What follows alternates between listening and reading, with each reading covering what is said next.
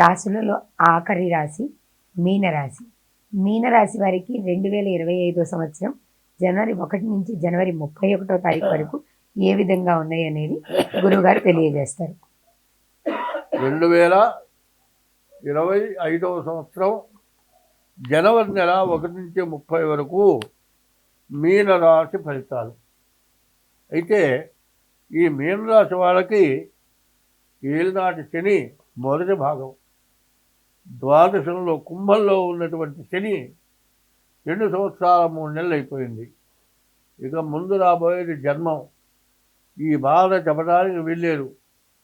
ఎట్లా ఉంటుందని జన్మం అనే దానికి అర్థం ఏంటంటే తల్లి కడుపులో మరి ఆ బాధ చెప్పేది కాదు. భగవంతుడిని దండం పెట్టుకుంటారట ఈ జన్మ ఎందుకు ఇచ్చామని. మరి మలమూత్రాలు మొత్తం కూడా నొట్టకపోతాయి సార్. అటువంటి పరిస్థితుల్లో తల్లి గర్భంలో ఉన్నవాడు ఎన్ని బాధలు పడతాడో ఈ జన్మంలో ఉండబోయే శని అంత బాధ పెడతాడు. మార్చి 30వ తారీఖు శని మీనానికి వస్తున్నాడు. ఈనాడు శని 2వ భాగం జరగబోతోంది. అయితే ఈ రాశి వాళ్ళకి రవి బుధులు ఏకాదశిలో ఉన్నారు. వ్యాపారస్తులకి చాలా బాగుంది. మరి బుధాదిత్య యోగం అంటారు. రవి బుధులు కలిసి ఉంటే బుధాదిత్య యోగం మంచి యోగం. తర్వాత శుక్రుడు కూడా ద్వాదశంలో మంచివాడు. వివాహం కావటానికి కానీ వ్యాపారానికి కానీ చాలా బాగుంది.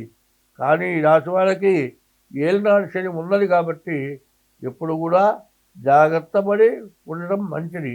కాబట్టి ఈ రాశి వాళ్ళు మీ జాతకాన్ని తప్పనిసరిగా చూపించుకోండి. మరి డేట్ ఆఫ్ బర్త్ ద్వారా కానీ హస్త సాముద్రిక ద్వారా కానీ మీ జాతకాన్ని చూపించుకోవడమే కాదు, మరి జాతకం వరకే ఆలోచిస్తున్నారు. జాతకం కాదు, ముందు ఇంట్లో భార్యని జాగ్రత్తగా చూసుకోవాలి. కలకంటి కంట కన్నీరుడికిన సిరుయి నిలువనేరదు సుమతి అని చాలామంది భార్యని చాలా ఇబ్బంది పెడుతూ ఉంటారు. లెక్క చేయకుండా, ఇబ్బంది అంటే లెక్క చేయకుండా, మరి అది ఎగతాళిగా మాట్లాడినట్టే ఉంటుంది. కానీ అవతల వాళ్ళకి ముళ్ళు కాదు గడ్డ పొలుగుతో పడుతున్నట్టు ఉంటుంది. అది వీళ్ళకి సరదా. మరి చాలా బాధపడతారు. ఇటువంటి భార్యని బాధ పెట్టినా, తల్లిదండ్రులకు అన్నం పెట్టకపోయినా, తల్లిదండ్రుల్ని బాధ పెట్టినా, పరస్త్రీలని వేధించినా ఈ రాశివాడు బయటపడటం చాలా కష్టం. మరి వాళ్ళ యొక్క ఉసురు కొట్టిందంటే మాత్రం వీళ్ళ బాధ చెప్పడానికి వీల్లేదు. కాబట్టి ఈ రాశివాడు బాగుండాలంటే ముందు మీ జాతకం చూపించుకోవటం ఎంతైనా మంచిది. రవి బుధులు ఇద్దరు కూడా కలిసి ఉన్నారు. బుధాదిత్య యోగం. రవి బుధులు కలిసి ఉంటే మంచి వ్యాపారం చేయడానికి చాలా బాగుంది. శుక్రుడు వల్ల వివాహాది శుభకార్యాలకి చాలా బాగుంది.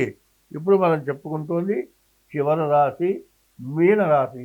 ఈ 12 రాశులకు కలిపి ఒక మంచి మాట చెప్పాలి అనుకుంటున్నా.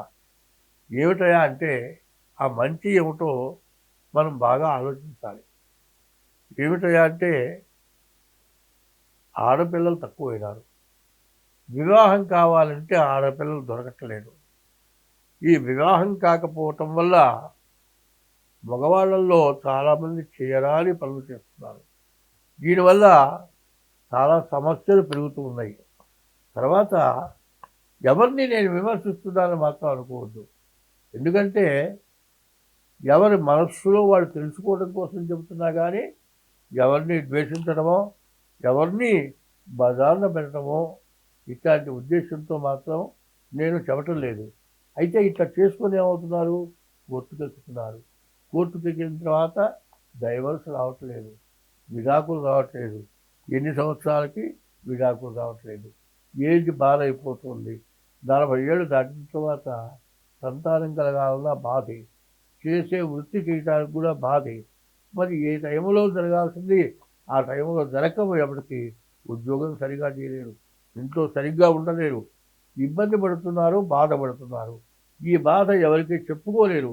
ఏదో అప్పటి మీద ఆ టైంలో ఏదో కొన్ని రకాల సమస్యల వల్ల బాగా ఘర్షణ పడి విడిపోయి కోర్టుకెక్కి ఇబ్బంది పడుతున్నారు.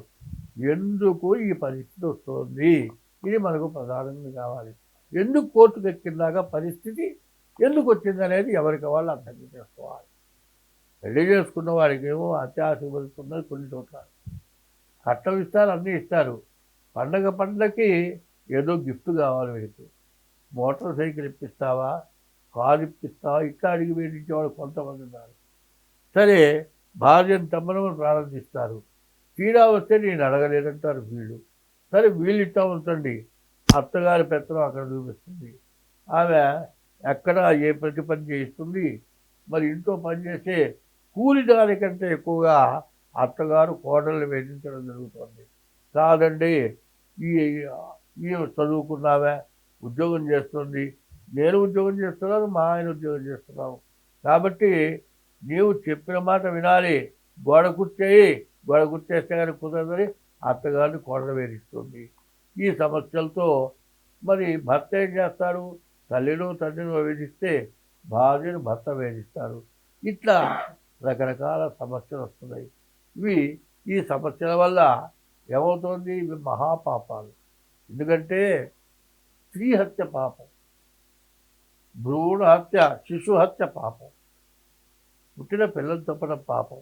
అసలు స్త్రీని హత్య చేయటం అంటే, హత్య అంటే చంపటం కాదు, వేధించుకొని నీ ఇంటికి తల్లిదండ్రుల దగ్గర ఉండి 18 సంవత్సరాలు దాటిన తర్వాత యవ్వన వయస్సులో తల్లి తండ్రి అన్నదమ్ముల్ని వదులుకొని నిన్ను పెళ్లి చేసుకొని నీ ఇంటికి వచ్చింది. నీ ఇంటికి వచ్చిన నువ్వు కానీ నీ తల్లిదండ్రులు కానీ జాగ్రత్తగా చూడాలి. కాదండి, నువ్వేం చేస్తున్నావు? పిల్లల్ని చూసుకొని తల్లిదండ్రులకు అన్నం పెట్టకుండా వేధిస్తున్నావు. కాదు, తల్లిదండ్రుల మాట విని భార్యగా వేధిస్తున్నావు. కాదండి, భార్య భర్త అందరూ బాగుంటే భార్య నా అంతది లేదు, గుడ్లో తాళాలు నాకు కావాలి, పెత్తనం మొత్తం నాకు ఇచ్చేసేయి, ఏదైనా సంపాదించడం లేదా, నేను నువ్వు గుడ్డలు ఇస్తే నువ్వు అంటున్నావు.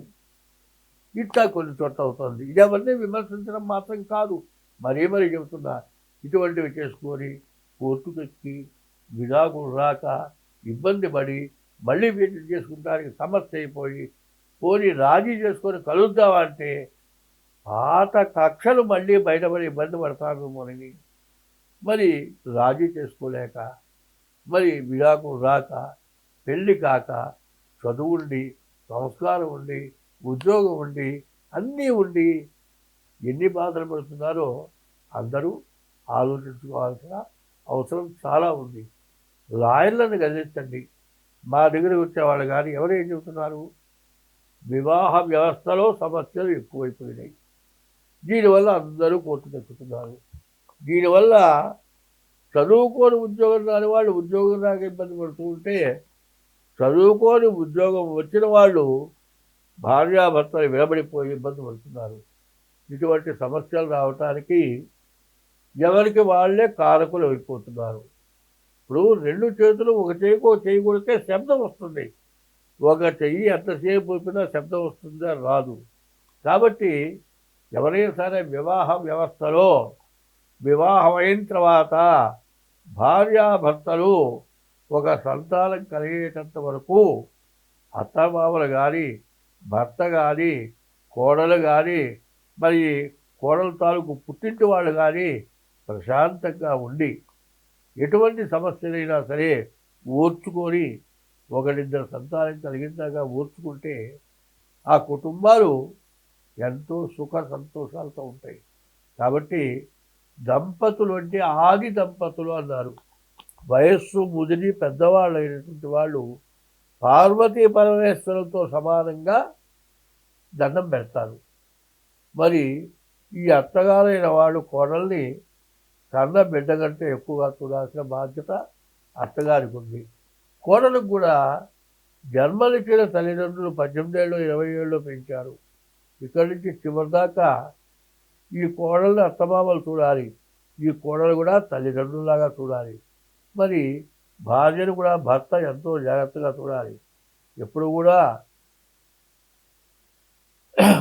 ఆడవాళ్ళని తల్లిని బాధ పెట్టినా, తండ్రిని బాధ పెట్టినా, భార్యని బాధ పెట్టినా, ఆఖరి తోబుతుని బాధ పెట్టినా స్త్రీ హింస మహాపాపం. ఈ స్త్రీ హింసే కాదు, వృద్ధులు పెద్దవాళ్ళని బాధించడం ఇంతకంటే మహాపాపం. కాబట్టి ఎవరైతే కంటెంబడి నీళ్ళు వస్తాయో ఒక ఇంట్లో ఆడగాని మగ కానీ ఇంట్లో చాటునైనా సరే చెప్పుకోలేకనైనా సరే మరి కళ్ళమ్మడి నీళ్ళు వచ్చి దుఃఖపడుతూ ఉంటే చిన్నపిల్లలు ఏడిస్తే లాభం దోషం లేదు కానీ పెద్దవాళ్ళలో తల్లిదండ్రులు కానీ భార్య కానీ భార్య వల్ల భర్త కానీ అత్త వల్ల కోడలు కానీ కోడల వల్ల అత్త కానీ ఎవరైనా సరే ఏడుస్తూ ఉన్నారంటే ఆ ఇల్లు ఆ రోజుకి పనికి రాకుండా నీచ స్థితికి వచ్చి దిక్కులేని వాళ్ళుగా బాధలు పడతారు అనేది ధర్మశాస్త్రాలు చెప్తున్నాయి. ఎందుకంటే ఎవరిని విమర్శించడానికి మాత్రం నేను చెప్పటం లేదు. ఇటువంటి దాన్ని ప్రతి వాళ్ళు గ్రహించి ఏదైనా సమస్యలు ఉంటే 4 ఏళ్ళున్నా 3 ఏళ్ళున్నా ఇది ఏమిటి, మీ జాతకంలో ఏమైనా తేడా ఉందా, కష్టాస్తకాలు ఉన్నాయా, కాలసర్ప దోషం ఉందా, ఇటువంటివి జాతకాలు చూపించుకోండి. జాతక రీత్యా మీకు ఏది బాగుండకపోతే మళ్ళీ కలయమని చెప్పడానికి కూడా మా పుట్టి వాళ్ళని చెప్పగలుగుతాం. విడిపోయే పరిస్థితి ఉందా అది కూడా చెప్పగలుగుతాం. కానీ విడిపోయే పరిస్థితి ఉన్నా కూడా మరి మన హిందూ ధర్మంలో ఒక భార్యకు ఒకటే భర్త, ఒక భర్తకి ఒకటే భార్య. కాబట్టి శాస్త్రం ఒకటి ఉంది, మూడో పిల్లం పొట్టాడుకున్నారట, చివరిగా అయింది ఒక సంతానం కలిగారట. వీళ్ళ తగాదాకి బిడ్డ పుట్టిన పిల్లవాడు అడ్డం వచ్చారట, వాడిని బావిలో విడబడిపోయినారట. ఏమిటా అడ్డం అంటే పిల్లాడు అడ్డం. మరి పిల్లాడు చంపుకున్నారు. ఇటువంటి పని చేస్తే ఎంత పాపమో ఆలోచించండి. ఇది ధర్మాన్ని మనం రక్షించగాలి. మన హిందూ ధర్మం ఎప్పుడు కూడా ఎక్కడ శుభకార్యం జరిగినా భార్యాభర్తలు ఇద్దరు కలిసి నూతన దంపతుల్ని కానీ కనీసం ఏదైనా శుభకార్యం చేసుకునే వాళ్ళని కానీ భార్యాభర్త ఇద్దరు కలిసి పెట్టి అక్షతలు వేసి ఆశీర్వదించడం మన ధర్మం. కాబట్టి భార్యాభర్తలు మరి బ్రహ్మ విష్ణు మహేశ్వరులు, పార్వతీ పరమేశ్వరులు, లక్ష్మీ విష్ణు దేవతలు బ్రహ్మ సరస్వతులుగా భావించి నమస్కారం చేస్తారు, ఆశీర్వదిస్తారు. ఈ దంపతుల్లో తేడా రాకూడదు. తల్లి బిడ్డల్లో అత్తామామల్లో ఇటువంటి తేడాలు రావటం వల్లే మార్పు వస్తుంది. వివాహం కాక ఇబ్బంది పడేవాళ్ళు వివాహం కాక ఇబ్బంది పడుతున్నారు. వివాహం అయిన తర్వాత ఇటువంటి అనవసరమైన రగడలు తగాదాలు పెట్టుకొని సమస్యలు పెట్టుకొని కోర్టులో విపరీతంగా కేసులు పేరుకుపోయి ఏం చేయాలో అర్థం కాక కోర్టు వాళ్ళు కూడా మొత్తుకుంటున్నారు. చాలామంది నాతో ఇట్లా చెబుతూ ఉన్నారు.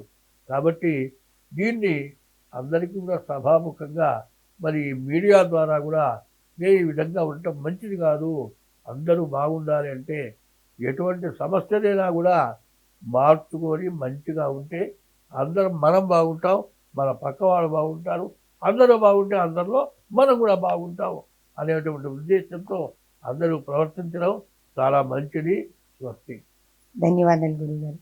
చూశారు కదా 12 రాశుల యొక్క రాశి ఫలాలు 2025 సంవత్సరం జనవరి 1వ తారీఖు నుంచి 31వ తారీఖు వరకు ఏ రాశి వారికి ఎలా ఉంది, ఎటువంటి పరిహారాలు చేసుకోవాలి, అలాగే ఈ పరిహారాల కంటే ముందు మన ప్రవర్తన తీరుదన్నులు ఏ విధంగా ఉండాలి, ఎలా జాగ్రత్త పడాలి, అవన్నీ కూడా సవివరంగా చెప్పారు. కేవలం రాశి ఫలాలు మాత్రమే తెలియజేయడమే కాదు, జీవన విధానం ఎలా జీవించాలో తెలియజేయడం ద్వారా గురువుగారు తన అనుభవాన్ని అంతా వాడి మనం ఎలా బ్రతకాలో నేర్పారు.